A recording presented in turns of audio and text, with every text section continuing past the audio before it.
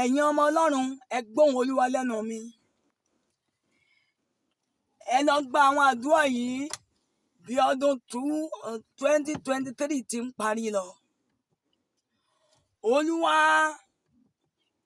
bí mo ti ń wọnú 2024, má gba òkùnkùn láyè láti gbógun táyé mi.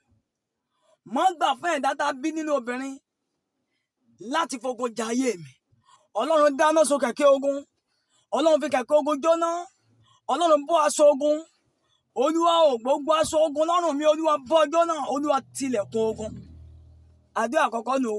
Tilẹ̀kùn ogun. Ọlọ́run ayérayé bàbá orílẹ̀-èdè. Màmá bàbá tí ń gbọ́ mi lọ sọ fún Ọlọ́run pé kó tilẹ̀kùn ogun. Pọ̀ jagun mọ́ kó bọ́ aṣọ ogun jóná. Àdúrà kejì tẹ́ ẹ gbà. Olúwa má gbà fún Èṣù àti àwọn ọmọ ogun rẹ̀ láti fi ibi bá méjà nígbà tó kù tó ní ó parí. Ìbá wákàtí ìṣẹ́jú tó kù tí 2023 ó kọjá. Olúwa má fààyè gba Èṣù àtàwọn ọmọ ogun rẹ̀ láti rán ibi sí ayé mi. Lọ gbà dáadáa ìwọ tó ń gbọ́ mi. Àdúrà kẹta tó gbà.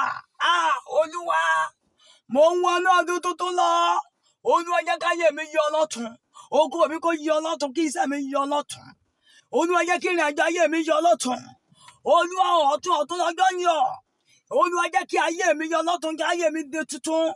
Gbogbo ohun tó ti gbó láyé mi jẹ́ kó di tuntun.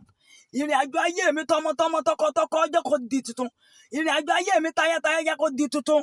Lọ gbà ìwọ ọmọ Ọlọ́run tó ń gbọ́ mi, a rán mi sí yín. Ohun tí a rán mi sí yín fún ìparí ọdún yìí nìyẹn. Ó tún gbàdúrà kẹrin pé Olúwa jẹ́ kí igbó dídí